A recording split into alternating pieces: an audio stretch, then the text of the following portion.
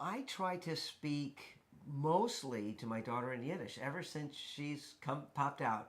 That doesn't mean I don't speak some English sometimes because there are certain words I'm grasping for. So I'm not gonna say wait a minute, get the dictionary. Um, but I would say I'm speaking to her 75, 80% in Yiddish, um, and I speak to the Schmendrick here mostly in Yiddish. Yes. And she actually does respond, particularly when she wants a N-O-S-H.